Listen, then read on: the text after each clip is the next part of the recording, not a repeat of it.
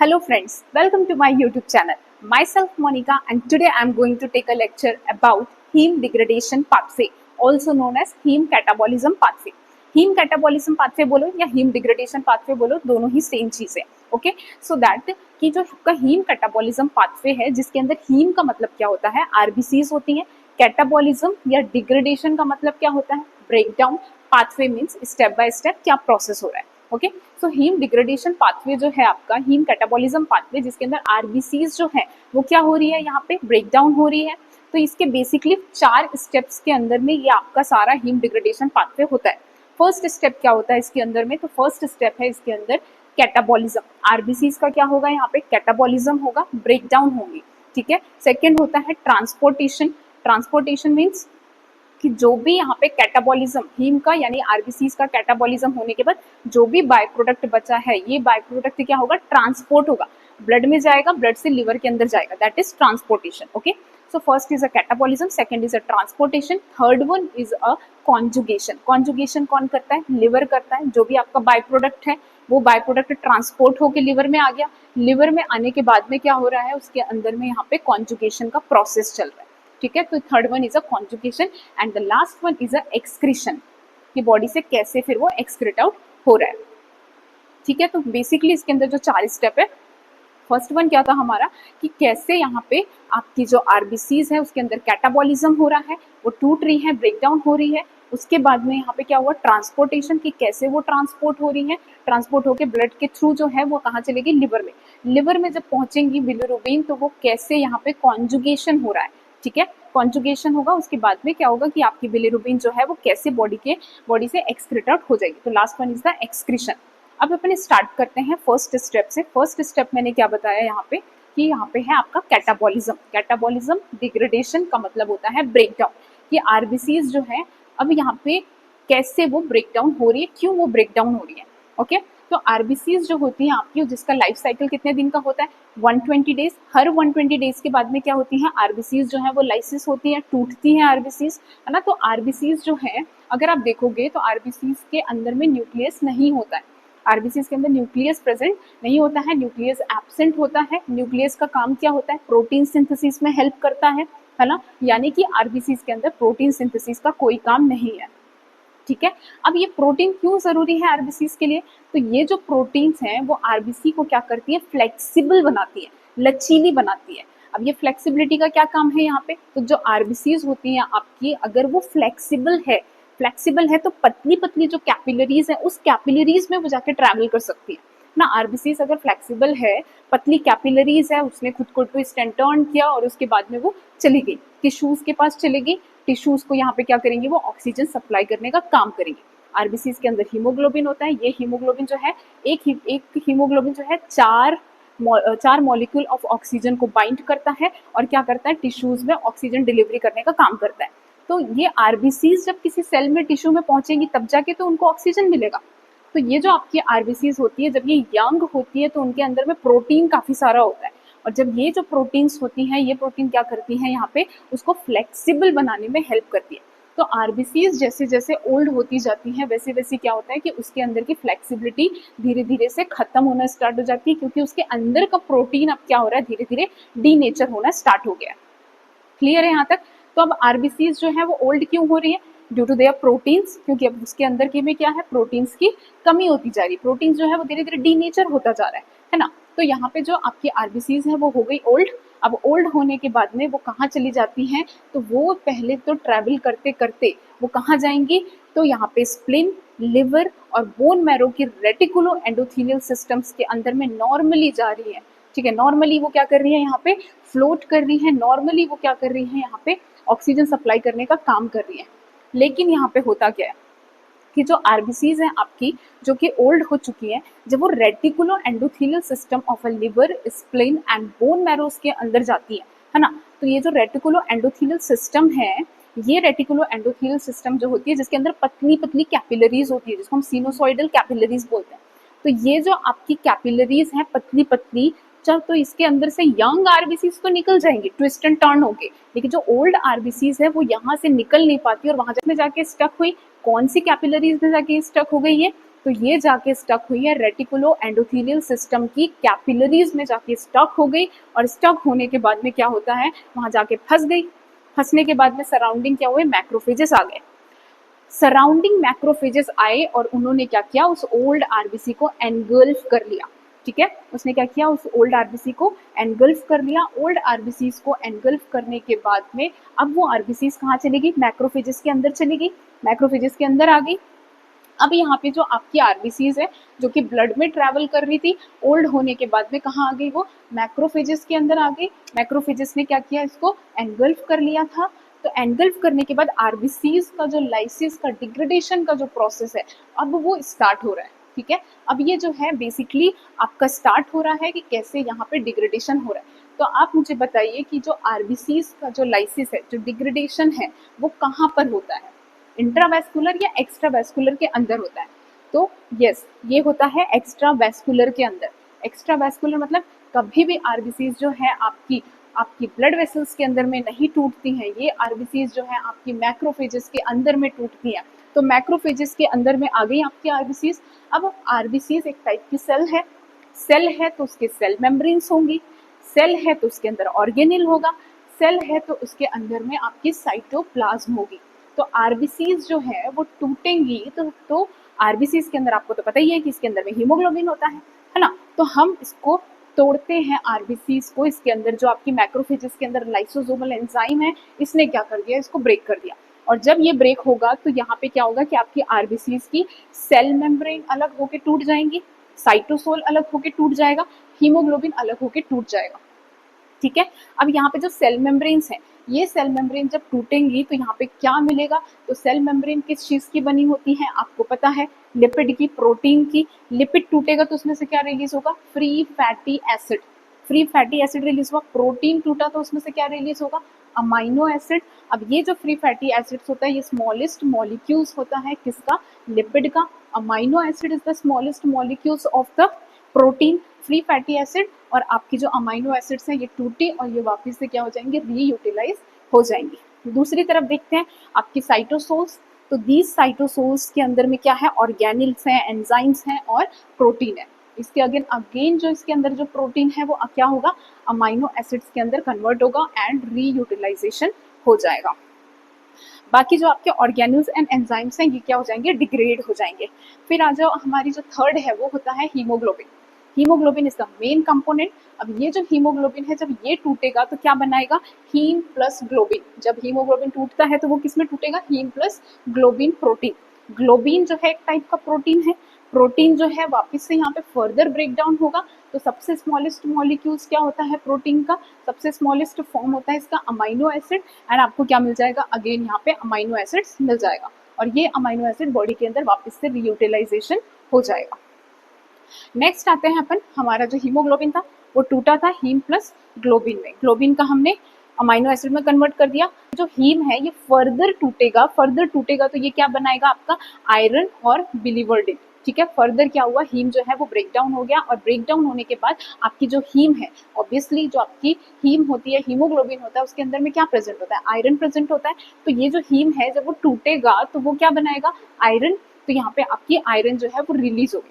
ठीक है, आयरन जो है वो आपका बाहर आ गया। अब ये जो आयरन है वो कौन से फॉर्म में आया, तो ये फेरेटिन के फॉर्म में आया। फेरेटिन जो है एक टाइप का मोनोमर है, ये मोनोमर जो है यहाँ पे कंटिन्यूसली फेरेटिन रिलीज होता जाएगा और फेरेटिन जो है वो क्या होगा कि एक को हम बोलते हैं मोनोमर, बहुत सारे हो गए तो पॉलीमर। फिर ये जो आपके फेरेटिन्स हैं ये बहुत सारे पॉलीमर्स बनाएंगी और पॉलीमर बना के ये क्या हो जाती हैं, हमारी लिवर के अंदर जाके डिपॉजिट हो जाती है, स्टोर हो जाती है। तो ये जो आपकी फेरेटिन थी, ये फेरेटिन का क्या हुआ यहाँ पे कि फेरेटिन मैक्रोफेजेस से बाहर निकला और लिवर में जाके क्या हो गया, स्टोर हो गया। ठीक है, कुछ जो अमाउंट है वो चली जाती है बोन मैरोस के अंदर और बोन मैरोस में क्या करती है, अगेन इरिथ्रोपोइसिस का प्रोसेस स्टार्ट कर देती है। इरिथ्रोपोइसिस का प्रोसेस मतलब, इरिथ्रोपोइसिस का मतलब होता है आरबीसीज का बनना। आरबीसीज जो है वो फिर से यहाँ पे फॉर्मेशन स्टार्ट हो जाता है। तो यहाँ पे जो आपकी फेरेटिन थी, कुछ फेरेटिन जो थी वो चली गई लिवर, वहां जाके स्टोर हो गई। कुछ जो फेरेटिन्स है वो कहाँ चली गई, आपकी बोन मैरोस में और फिर वहां पे क्या हुआ, अगेन वहां पे स्टार्ट हो गया इरिथ्रोपोइसिस का प्रोसेस और आयरन का यूटिलाइजेशन होगा। ठीक है, अब लीवर में जो स्टोर है जब जरूरत पड़ेगा बॉडी के अंदर में तब वो भी क्या हो जाएंगी, यूटिलाइज हो जाएंगी। तो यहाँ तक क्लियर है। अब आते हैं हम लोग हीम जो थी, ठीक है। हीमोग्लोबिन था आपका, haem plus globin, globin amino acid बन के स्टोर हो गया, दूसरी साइड हीम, तो हीम में फर्दर यहाँ पे डिवाइड हुआ आयरन और बिलीवर्डिन। तो यहाँ जो आपकी बिलीवर्डिन है, हीम जो है वो फर्दर टूटा किसके प्रेजेंस में, हीम ऑक्सीजनेज एंजाइम के प्रेजेंस में। हीम ऑक्सीजनेज एंजाइम के प्रेजेंस में हीम जो है वो किस में कन्वर्ट हो गया, यहाँ पे बिलीवर्डिन में कन्वर्ट हो गया। बिलीवर्डिन यानी कि क्या है, एक टाइप का ग्रीन बाइल पिगमेंट होता है, ठीक है। तो यहाँ पे हीम ऑक्सीजनेज के प्रेजेंस में हीम जो है वो कन्वर्ट हो गया आपकी बिलीवर्डिन के अंदर। अब ये जो बिलीवर्डिन है अगेन क्या होगा, इसके अंदर ब्रेकडाउन होगा और ब्रेकडाउन होके यहाँ पे कन्वर्ट होगा अनकॉन्जुगेटेड बिलीरुबिन। अनकॉन्जुगेटेड बिलीरुबिन किसके प्रेजेंस में, कौन से एंजाइम के प्रेजेंस में, तो बिलीवर्डिन रिडक्टेज एंजाइम के प्रेजेंस में क्या होती है, ये कन्वर्ट हो जाती है, ठीक है। बिलीवर्डिन रिडक्टेज के प्रेजेंट में बिलीवर्डिन जो है वो कन्वर्ट हो गया आपका किसमें, अनकॉन्जुगेटेड बिलीरुबिन, इसको हम इनडायरेक्ट बिलीरुबिन भी बोलते हैं, ठीक है। तो एट द लास्ट ये हमारा था first step catabolism. First step catabolism में आपको क्या मिला, अनकॉन्जुगेटेड बिलीरुबिन। अब ये जो अनकॉन्जुगेटेड बिलीरुबिन है इसका होता है ट्रांसपोर्टेशन। सेकंड स्टेप क्या था हमारा, ट्रांसपोर्टेशन। अनकॉन्जुगेटेड बिलीरुबिन जो है अब वो कहाँ चले जाएगी, ब्लड वेसल्स के अंदर चली जाएगी। तो कैसे ब्लड वेसल्स के अंदर जाएंगी ये, तो अनकॉन्जुगेटेड बिलीरुबिन जो है ये कैसा होता है, लिपिड सॉल्यूबल होता है, ठीक है। ये लिपिड सॉल्यूबल होता है, तो ये क्या करेगा, सिंपल डिफ्यूजन की जो प्रोसेस है उसके थ्रू, सिंपल डिफ्यूजन का प्रोसेस के थ्रू क्या होगा, ये पैसिव डिफ्यूजन के प्रोसेस के थ्रू क्या होगा, अनकॉन्जुगेटेड बिलीरुबिन जो है वो हायर कंसंट्रेशन से लेके लोअर कंसंट्रेशन यानी कि ब्लड की तरफ क्या हो जाएगा, ये मूव कर जाएगा। अब ये हायर कंसंट्रेशन से लोअर कंसंट्रेशन की तरफ मूव किया, पैसिव डिफ्यूजन था इसलिए एनर्जी का रिक्वायरमेंट नहीं था, एक्टिव डिफ्यूजन होता तो एनर्जी का रिक्वायरमेंट होता। तो पैसिव डिफ्यूजन के प्रोसेस के थ्रू अनकॉन्जुगेटेड बिलीरुबिन कहाँ चला गया, आपके ब्लड वेसल्स में चला गया। ब्लड के अंदर जाते ही, ब्लड के अंदर जाते ही, ट्रांसपोर्ट होते ही अब यहाँ पे एक प्रोटीन होती है जो कि लिवर सिंथेसिस करता है। लिवर एक प्रोटीन बनाता है जिसका नाम होता है एल्ब्यूमिन। वो एल्ब्यूमिन जो कि ब्लड में ट्रैवल कर रहा था, जैसे ही उसने देखा कि अनकंजुगेटेड बिलीरुबिन ब्लड के अंदर है, उसने क्या किया, उसको बाइंड कर लिया, ठीक है। तो ये जो आपकी एल्ब्यूमिन थी उसने क्या किया, इस येलो बाइल पिगमेंट को यहाँ पे अनकंजुगेटेड बिलीरुबिन को बाइंड किया और बाइंड करने के बाद उसको कहाँ लेकर चला गया, लिवर के अंदर लेकर चला गया, ठीक है। दैट इज ट्रांसपोर्टेशन कि अनकंजुगेटेड बिलीरुबिन आपके पैसिव डिफ्यूजन के प्रोसेस के थ्रू कहाँ चले गए, ब्लड वेसल्स के अंदर। ब्लड के अंदर जाते ही एल्ब्यूमिन ने क्या किया, इस अनकंजुगेटेड बिलीरुबिन को बाइंड किया और बाइंड करके उसको कहाँ लेकर चला गया, तो वो लिवर के अंदर लेकर चला गया। लिवर के अंदर जैसे ही जाएगा अनकंजुगेटेड बिलीरुबिन, अब यहाँ पे थर्ड प्रोसेस जो है वो स्टार्ट हो जाएगा, थर्ड स्टेप जो है वो स्टार्ट हो जाएगा, दैट इज कॉन्जुगेशन। तो अगर आपसे कोई पूछे कि कॉन्जुगेशन जो है वो कहाँ पर होता है, तो आपको पता होना चाहिए कि वो कहाँ पे होता है, लिवर के अंदर होता है। तो अब ये जो लिवर है ये क्या करेगा, अनकॉन्जुगेटेड बिलीरुबिन यानी कि इनडायरेक्ट बिलीरुबिन को कन्वर्ट कर देगा किसके अंदर, डायरेक्ट बिलीरुबिन या कॉन्जुगेटेड बिलीरुबिन के अंदर इसको कन्वर्ट कर देगा। तो ये जो कॉन्जुगेशन है, ये कॉन्जुगेशन जो अनकंजुगेटेड का कॉन्जुगेटेड बिलीरुबिन में कन्वर्शन है, ये किसके प्रेजेंस में हो रहा है, तो दैट इज यूडीजीटी एंजाइम। यूडीजीटी एंजाइम, तो ये इसका फुल फॉर्म क्या होता है, यूरिडाइन डाइफॉस्फेट ग्लूकुरोनिल ट्रांसफरेज एंजाइम, ठीक है। इसका फुल फॉर्म क्या होता है, यूरिडाइन डाइफॉस्फेट ग्लूकुरोनिल ट्रांसफरेज एंजाइम, जो कि लिवर सिंथेसिस करती है और लिवर सिंथेसिस करके क्या करती हैं, अनकॉन्जुगेटेड बिलीरुबिन को कन्वर्ट करती हैं ये किसमें, कॉन्जुगेटेड बिलीरुबिन के अंदर। कॉन्जुगेटेड बिलीरुबिन जैसे ही बन जाता है तो कॉन्जुगेटेड बिलीरुबिन का फॉर्मेशन हो गया, कॉन्जुगेशन हो गया, थर्ड स्टेप कंप्लीट हो गया हमारा। कॉन्जुगेशन के बाद में हम देखेंगे एक्सक्रीशन कैसे होता है। तो ये जो आपकी कॉन्जुगेटेड बिलीरुबिन है ये आपकी राइट और लेफ्ट हिपैटिक डक्ट से, राइट और लेफ्ट हिपैटिक डक्ट से होते हुए कुछ अमाउंट जो है आपका कहाँ चला जाता है, गॉल ब्लैडर के अंदर चला जाता है, ठीक है। ये हेल्प करती हैं किसमें, सिंथेसिस ऑफ अ बाइल। तो यहाँ पे आपका जो कॉन्जुगेटेड बिलीरुबिन है वो राइट और लेफ्ट हिपैटिक डक्ट से होते हुए कहाँ चली गई, कुछ जो है आपकी चली गई किसके अंदर, गॉल ब्लैडर के अंदर। अब जैसे ही आप कोई फूड इनटेक करते हो तो क्या होता है कि ये जो गॉल ब्लैडर कॉन्ट्रैक्ट होता है और अंदर से जो बाइल निकलता है, तो ये बाइल के साथ साथ आपकी कौन आ जाती है, कॉन्जुगेटेड बिलीरुबिन भी आ गई। बाइल डक्ट से होते हुए आप देख सकते हो, बाइल डक्ट से होते हुए वो एम्प्यूल ऑफ वेटर से होते हुए कहाँ आ जाएगी, तो ये आ जाएगी आपकी डिओडेनम के अंदर। अब आपका कॉन्जुगेटेड बिलीरुबिन जो है एम्प्यूल ऑफ वेटर से निकल के कहाँ आ गया, एम्प्यूल ऑफ वेटर से होते हुए ये आ गया आपका डिओडेनम में, डिओडेनम से फिर ये जाएगा इंटेस्टाइन के अंदर। इंटेस्टाइन के अंदर जाते ही क्या होगा, तो इंटेस्टाइन के अंदर ये ट्रैवल करता करता आया। अब इंटेस्टाइन के अंदर जो है कुछ बैक्टीरिया होती है, ठीक है, इंटेस्टाइनल बैक्टीरिया होती है। ये इंटेस्टाइनल जो बैक्टीरियाज है ये इस कॉन्जुगेटेड बिलीरुबिन को कन्वर्ट कर देती हैं किसके अंदर, तो यूरोबिलिनोजेन के अंदर ये क्या करती हैं, कन्वर्ट करती हैं। तो ये जो इंटेस्टाइनल बैक्टीरिया है जिसने क्या किया, कॉन्जुगेटेड बिलीरुबिन को यूरोबिलिनोजेन के अंदर कन्वर्ट किया। यूरोबिलिनोजेन जो है फिर ये कन्वर्ट हो जाएगा आपके स्टर्कोबिलिनोजेन के अंदर जो कि कलरलेस होता है। स्टर्कोबिलिनोजेन जो है वो कन्वर्ट हो जाएगा किसमें, स्टर्कोबिलिन के अंदर में, और स्टर्कोबिलिन जो है यहाँ पे ब्राउन कलर स्टूल को प्रोवाइड करता है। स्टर्कोबिलिन जो है वो स्टूल के साथ क्या होगा, बॉडी से फीसेस के फॉर्म में बॉडी से बाहर निकल जाएगा, एक्सक्रीट आउट हो जाएगा। ये है हमारा एक्सक्रीशन का प्रोसेस। अब यहाँ पे एक और ट्विस्ट है कि ये जो आपका यूरोबिलिनोजेन है, ये यूरोबिलिनोजेन क्या होता है कि आपकी इंटेस्टाइनल जो कैपिलरीज है वो क्या करती हैं, इसको एब्जॉर्ब कर लेती हैं, ठीक है। यूरोबिलिनोजेन को क्या किया, इंटेस्टाइनल कैपिलरीज ने एब्जॉर्ब कर लिया। जैसे ही ये एब्जॉर्ब होती हैं तो एब्जॉर्ब होके कहाँ जाएंगी ये, तो ये पोर्टल सर्कुलेशन में चली जाती हैं। पोर्टल सर्कुलेशन के अंदर जैसे ही जाएंगी, है ना, आपको पता होगा कि जीआई सिस्टम का पूरा जो ब्लड है वो कहाँ जाता है, तो ये पूरा पोर्टल सर्कुलेशन के थ्रू लिवर में चला जाता है। जो यूरोबिलिनोजेन है वो क्या हुई, यहाँ से एब्जॉर्ब हो गई, कुछ अमाउंट जो है वो एब्जॉर्ब हो गया, ठीक है। बाकी जो है आपका मैक्सिमम 90% जो था वो स्टर्कोबिलिनोजेन में कन्वर्ट होकर स्टर्कोबिलिन के फॉर्म पे पीछे से बाहर।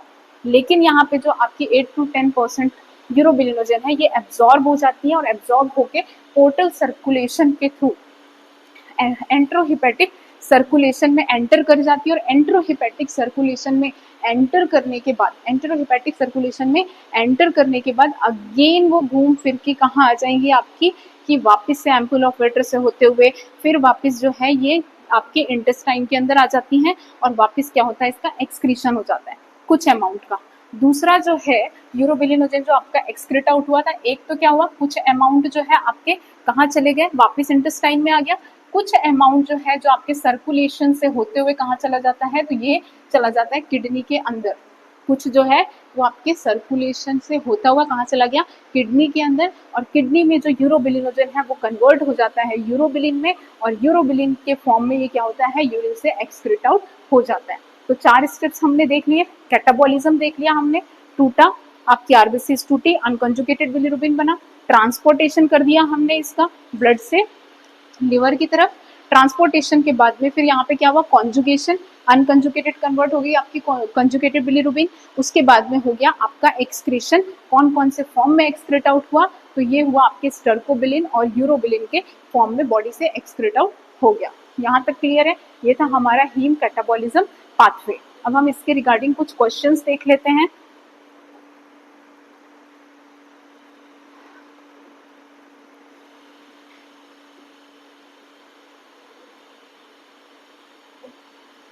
इसके रिगार्डिंग मैं आपके पास कोई कुछ क्वेश्चंस लेकर आई हूँ। ये अगर हम आप सॉल्व करते हो तो डेफिनेटली आपको बेनिफिट होगा, क्योंकि आपने अभी तक जो पढ़ा ये उसी के क्वेश्चंस हैं, ठीक है। तो क्वेश्चन जो है आपका फर्स्ट है, what is the initial enzyme involved in the haem degradation. इसमें से कौन सा इनिशियल एंजाइम, सबसे फर्स्ट एंजाइम इन्वॉल्व था किसमें, हीम डिग्रेडेशन के अंदर।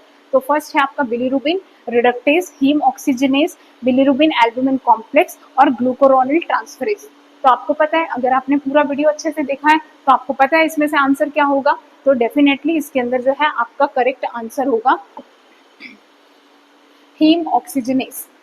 Correct answer is haem oxygenase is a correct answer. Second देख लेते हैं, haem degradation takes place in, haem degradation takes place in, haem का डिग्रेडेशन कहाँ पर होता है, इंट्रावेस्कुलर होता है, एक्स्ट्रावेस्कुलर होता है, इंटरस्टिशियल होता है, या नन ऑफ दी अबव। तो आपको पता है कि आरबीसीज ओल्ड हो गई थी तो वो कहाँ चली गई थी, कि वो आपकी पतली कैपिलरीज में स्टक हुई थी, तो मैक्रोफेजेस ने एनगल्फ किया था। मैक्रोफेजेस के अंदर में क्या हुआ था, वहां पे हीम डिग्रेडेशन स्टार्ट हुआ था। तो इसका करेक्ट आंसर क्या होगा, एक्स्ट्रा वैस्कुलर, ठीक है। तो यहाँ पे एक्स्ट्रा वैस्कुलर जो है आपका करेक्ट आंसर है।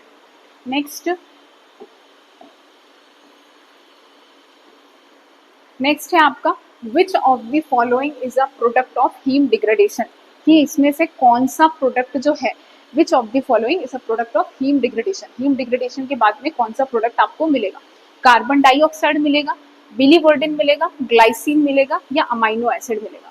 तो आपको पता है कि हीम का जब डिग्रेडेशन होता है तो हमको वहां पे क्या मिला था, बिलीवर्डिन मिला था, तो यहाँ पे आपका करेक्ट आंसर हो जाएगा biliverdin. Next is what is the primary product of the reaction catalysed by biliverdin.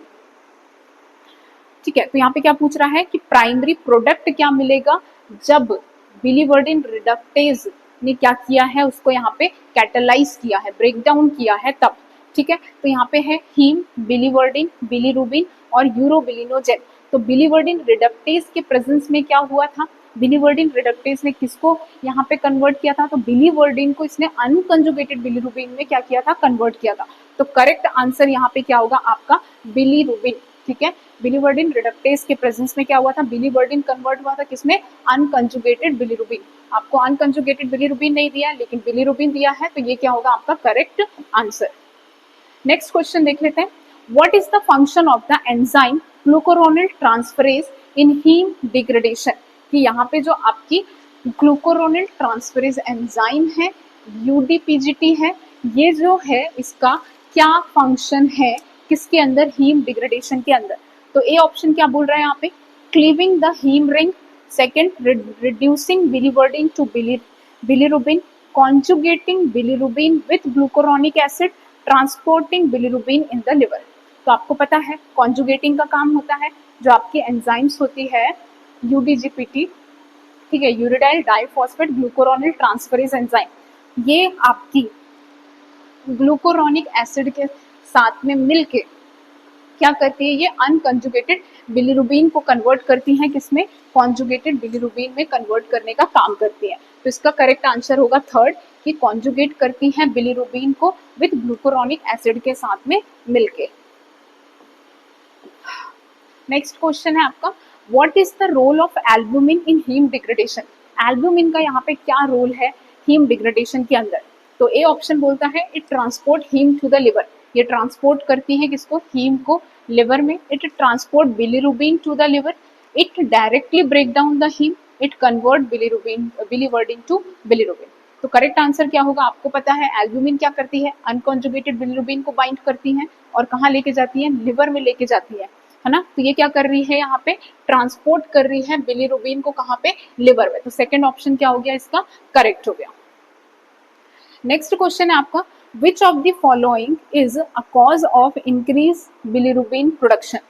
Which of the following is a cause of increase bilirubin production, इसमें से क्या कॉज है किसका, बिलीरुबिन प्रोडक्शन का, एक्सेसिव बिलीरुबिन क्यों बन रहा है। तो first is liver disease, second is excessive haemolysis, third is decrease bile flow, fourth is decrease uptake of a bilirubin by the hepatocytes. ठीक है, तो यहाँ पे क्या बोल रहा है कि इंक्रीज बिलीरुबिन प्रोडक्शन का क्या कारण हो सकता है। तो यहाँ पे आपका एक्सेसिव हीमोलाइसिस, जब एक्सेसिव हीमोलाइसिस होगा, एक्सेसिव आरबीसीज का क्या होगा, यहाँ पे ब्रेकडाउन होगा, तो वैसे कंडीशन में आपको क्या देखने को मिलेगा कि बिलीरुबिन का फॉर्मेशन बहुत ज्यादा हो रहा है। नेक्स्ट क्वेश्चन है आपका, which of the following is a normal product of heme catabolism that contribute to the color of a feces। ठीक है, अब यहाँ पे क्या बोल रहा है कि हीम कैटाबॉलिज्म के अंदर जो आपका यहाँ पे फीसेस है उसको कलर कौन प्रोवाइड कर रहा है। तो आपका क्या क्या ऑप्शंस है, बिलीवर्डिन, स्टर्कोबिलिनोजेन, स्टर्कोबिलिन, कॉन्जुगेटेड बिलीरुबिन। तो मैंने आपको ऑलरेडी बताया कि स्टर्कोबिलिनोजेन जो होता है वो कलरलेस होता है, स्टर्कोबिलिन जो है वो क्या करता है, यहाँ पे कलर प्रोवाइड करता है किसको, स्टूल को। तो फीसेस को कलर कौन प्रोवाइड करता है, stercobilin. C is the correct answer. ठीक है, ये सारे क्वेश्चंस थे, आप इसको सॉल्व कीजिए वीडियो देखने के बाद, डेफिनेटली आपको इससे बेनिफिट हुआ होगा।